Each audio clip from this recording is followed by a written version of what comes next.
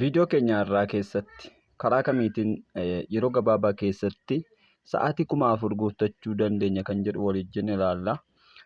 Egaa akkuma beekamu yuutuubiin paartiner piroogiraamiitti nu dabaluuf yookiis yuutuubii keenya monitaayiz gochuudhaaf wantoota lama nu gaafata. Innis sa'aatii 4,000 fi sabiskiraabii 1,000 nu gaafata jechuudha. Egaa yeroo baay'ee namoonni chaanaalii bananii sa'aatii kana guuttachuudhaaf baay'ee rakkatu. Isa kanaaf namoonni maallaqa fudhatanii namaaf guutan karaa kamiin akka namaaf guutan sitti agarsiisa jechuudha. Kallattii lamaanii sitti agarsiisa. Tokko namoota bilbila fayyadamtaniif bilbila irraa sitti agarsiisa. Lammaffaa namoota kompiitara fayyadamtan immoo kompiitara irraa sitti agarsiisa jechuudha. Amma dhuma viidiyoo keenyaatti nu wajjin turaan isiniin jedha. Egaa barnoonni kun xiqqoo bakka baay'ee waan deddeemuu fi seeraan na caqasaa yoo isin na caqastan seeraa isinii galuu danda'a waan ta'eef jechuudha. Jalqaba irratti chaanaalii keenya hordofaa kan jirtan sabiskiraayib godhaa. Naardos Tuubiin sabiskiraayib gochuudhaan hordofaa. Egaa jalqaba irratti yuutuubii keenya keessa seeneen sitti agarsiisa. Yuutuubiin ani keessa seene kun yuutuubii kan kootu hin taane akkaawuntiin ani ittiin sa'aatii guutuudhaaf jedhee baneedha jechuudha. Fakkeenyaaf feek akkaawuntii kan jennu jechuudha. Feek akkaawuntii keenya keessa gaafa seennu egaa viidiyoo gaafa tapsiifnu yookaas pileeylistii dhiinee viidiyoo gaafa taphachiifnu kun haala kanaan nuuf fida. Fakkeenyaaf iimeelii kana keessatti yookaas feek akkaawuntii kana keessatti viidiyoon kanaan dura hojjechaa ture viidiyoo kam akkan daawwadhe asitti natti agarsiisa. Amma fakkeenyaaf egaa viidiyoo kana keessa seenee pileeylistii tokko fidee yoon asirratti taphachiise gonkumaa sa'aatii naaf hin lakkaa'u jechuudha. Sababiin isaa viidiyoon asirratti lakkaa'amee jira waan ta'eef daqiiqaan muraasa asirraa lakkaa'uu jalqabee adda kuteera waan ta'eef. Fakkeenyaaf kun jalqaba irratti akkuma argitan viidiyoon kun bakka kanaatti qayya agarsiisee jira. Amma daqiiqaa 2 fi sekeendii 19tti qayya agarsiisee jira jechuudha. Amma okee yoo jenne sa'aatii gonkumaa naaf lakkaa'uu hin danda'u. Sababiin isaa viidiyoon lakkaa'uu jalqabeera waan ta'eef. Kanaaf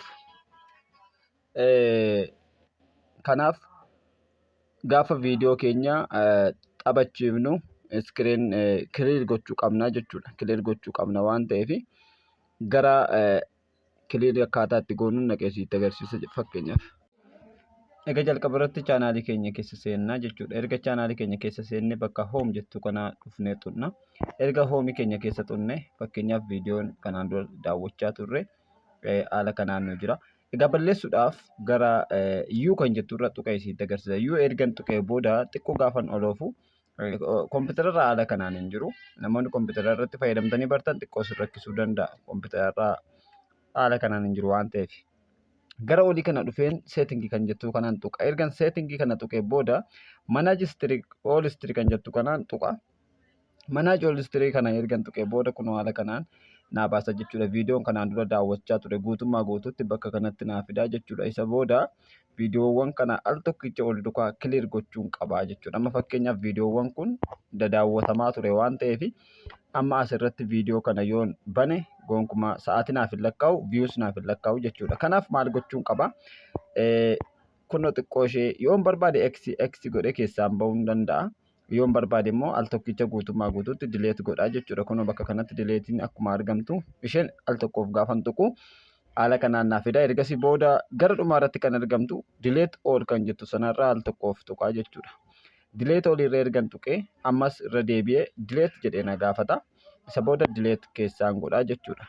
Amma kunoo firii ta'ee jira. Dudduubatti yoon deebi'ee rifresh godhee sitti agarsiise chaanaaliin daawwatamee hin jiru. Amma fakkeenyaaf rifresh gaafan godhu wanti diddiimaan jalqabamee dhiifame kun hin badaa jechuudha. Rifresh godhee sitti agarsiisa. Rifresh godhee amma kunoo badeera. Kunoo haala kanaatiin pileeylistii keessan viidiyoo hiitanii isa booda asirratti taphachiisuu dandeessu jechuudha. Fakkeenyaaf chaanaalii koo barreessee sitti agarsiisa. Naardos Tuub jedhee jechuudha. Naardos Tuub jedhee barreessee sitti agarsiisa. Fakkeenyaaf kunoo haala kanaan sarchii godheera. As keessa chaanaaliin koo kunoo isa kanaadha. Chaanaaliin koo isa kana waan ta'eef isa booda gara pileeylistiin deema. Ergan pileeylistii koo keessa deeme pileeylistii koo keessa sa'aatiidha waan ta'eef irra guddeessatti xiyyeeffannoo irratti laannee jirru liif kan jedhu viidiyoo sa'aatii 4 5 kan caalan walitti hidheen jira jechuudha. Amma fakkeenyaaf kunoo kana gaafan banu haala kanaatiin naa baasa. Isa booda bakka play all kan jettu kanarraa al tokkoof nan tuqaa jechuudha. Play all kanarraa al tokko ergan tuqeen booda kun haala kanaan naa lakkaa'a jechuudha. Haala kanaan naa lakkaa'a jechuudha. Inni kan biraan gara kiroomii deemee sitti agarsiisa. Kiroomii keenya keessaa akkuma seenneen akkas jennee barreessina. Views kennee barreessina. Fakkeenyaaf views kenneen barreessa. Views haala kanaan ergan barreesseen booda fakkeenyaaf kunoo weebsaayitichi kanaadha.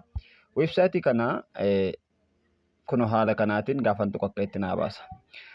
Isa booda yoo isin danda'ame bilbila keessa irratti VPN banaa. VPN gaafa bantanii kallattii hundumaatiin eessa akka jirtan maal akka hojjechaa jirtan isin hin dhoksa waan ta'eef jechuudha. Isa booda amma keessaa baheen gara YouTube dhaqa. YouTube keessa dhaqeen viidiyoo tokko fudhadha. Fakkeenyaaf viidiyoo makko tokkoon isinitti agarsiisa fudhadhee jechuudha. Playlist irraan fuudhamu koppiin gama viidiyootiin dhaqeen kunoo viidiyoon baay'atu kana bakka ishee jettu kana tuqeetanii isa booda koppi liinkiin godha. Koppi liinkii ergan godhadheen booda as deebi'een dhufa. Isa booda bakka pilaas jettu kanan tuqa. Isa booda as keessatti qabeetan erga achitti gadhiisee ammallee gadi darbeetan isteeppituu kan jettu kanan tuqaa jechuudha. Amma kunoo bakka kanatti hin banama. Ammas bakka pilaasii kanan tuqa. Amma bakka pilaasii kanatti ergan tuqe ammas harka kootiin gadi qabee teestiin godhaa jechuudha.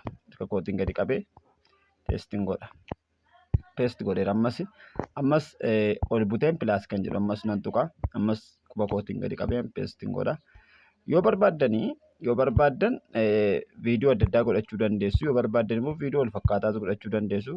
Garuu VPN yoo bantan irra guddeessatti baay'ee gaariidha jedhee yaada. VPN yoo bantan irra guddeessatti gaariidha jedhee yaada.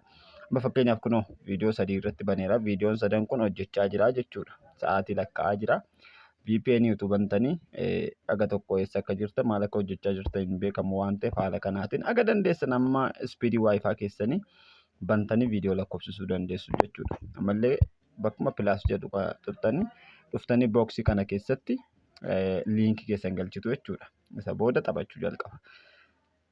Egaa haala kanaatiin sa'aatii keessan haala bareedaa ta'een isiniif lakkaa'a jechuudha. Ka'ama immoo kompiitararraa isitti agarsiisa. Bilbilarraa waraabuu waan namni jennee fi kompiitararraa waraabee isitti agarsiisa. Fakkeenyaaf akkuma asitti argaa jirtan jalqaba VPN kana buufachuu qabdu jechuudha. VPN kun Hotspot Shield jedhamti. Yoo barbaaddanis kunoo bakka gurraacha kana Windscript kan jettu kanas buufachuu dandeessu. Garuu irra guddeessatti Hotspot Shield kan jettu kun baay'ee ariifiidha. Baay'ee ariifiidha. Isa sanarraa al tokkoof seenee isitti agarsiisa. Erga VPN kana buufattanii booda haala kanaan bantu. Haala kanaan bantu. Amma fakkeenyaaf awutoo irra kaa'een jira. Yoo barbaaddan biyya barbaaddan filachuu dandeessu. Biyya barbaaddan filachuu dandeessu. Asirra biyyoota baay'eetu jiru waan ta'eef jechuudha. Biyya barbaaddan filattanii irra godhachuu dandeessu. Los Angeles Ameerikaa keessaa, New York, Singapore wantoota biyyoota adda addaa jira jechuudha. United Kingdom biyyoota barbaaddan irra godhattanii hojjechiisuu dandeessu. Amma fakkeenyaaf awutoo jechuun biyya ofiisaatiif barbaade biyyoota hundumaatti biyya addan baane akkaataa kanaan of dhostee kan hojjetu jechuudha. Kanaaf achirran kaa'ee isa booda maal goona gara dudduubaatti deebi'een isinitti agarsiisa. Gara kiroomii keenya keessa seenne kiroomii kompiitara keessa irraa qabdan banattu. Fakkeenyaaf kiroomii kana banaa jiranii. Kiroomii kana ergan banee booda kun haala kanaatiin naa baasa. Asirratti asirratti kiroomii meeqan qabaanii kiroomii yoo xiqqaate 1 2 3 4 5 naannoo kiroomii 6 baneen jira jechuudha. Kiroomota kana hundumaa irratti maalan godhaa viidiyoon banaa jechuudha. Viidiyoo hojjechaa jiru kanan banaa asirrattis nan banaa asirrattis nan banaa asirrattis achi hunda isaa irratti ja'an isaa irratti nan banaa. Isa booda ergasii booda kan biraammoo as keessa dhufeetan gara harka mirgaa kanatti bakka xiyyaa kan argaa jirtu xiyyaadha. Ishee ergan tuqee booda new incognito kan jettu kaa tuqeetan bakka kanatti maqaa chaanaalii kootii barreessaa jechuudha. Maqaa chaanaalii kootii ergan barreessee booda maalan godhaa kallattii dhumaatin viidiyoo koo gaafa naa fidu keessa seeneetan viidiyoo koo koppii irratti godha jechuudha. Fakkeenyaaf akkaataa amma asitti agarsiisu kanaan jechuudha. Amma fakkeenyaaf viidiyoo kana argaa jirtu. Viidiyoon kun gosoota yoo xiqqaate 1, 2, 3 viidiyoo 3tu hojjechaa jira jechuudha. Viidiyoo 3tu hojjechaa jira. Ammas yoo barbaadan viidiyoo keessan baay'ifachuudhaaf dabalikeet kan jettu tuquu dandeessu jechuudha. Egaa gaafa kana gootan maal gootu? Viidiyoo keessan irraa tokkoof xuxxaniitu bakka seetingii kanaa dhuftu. Seetingii kana keessa erga dhuftanii booda bakka speed jettu kana tuquudhaani sa'aatii yookaas baay'isuu 2 gochuu dandeessu jechuudha. Fakkeenyaaf sa'aatiidha kan barbaaddan waan ta'eef maal gootu? Gara dhumaarra dhuftanii 2 kan jettu kanarra gootu. Gaafa 2 irra gootan ariitiinsa baay'ee ispiidiinsa garmalee ariifataa ta'a jechuudha. Isa kan biraa immoo daataan keessan akkasiin qusatamuuf daataa keessan kwaalitii kan jettu sanarra dhuftaniitu 144 irra gootu jechuudha. 144 irra gootu. Isa booda haala salphaatiin dafee viidiyoon keessa wal duukaa isiniif hojjeta jechuudha. Isa booda akkuma jalqaba isinitti hime gara gubbaa kanaa dhufuudhaani xiyya keessaniin xiyya kompiitara keessaniitiin tuquudhaan dabalikeet gootanii haga viidiyoo 10, 15 wal duukaa banuu dandeessu. Barnootaan guyyaa irraaf qabadhee isiniif dhufee ammoo kanaadha. Amma xumuraatti waan dhaggeeffataniif galatooma. Barnoota biraan hanga walitti deebinutti nagaan.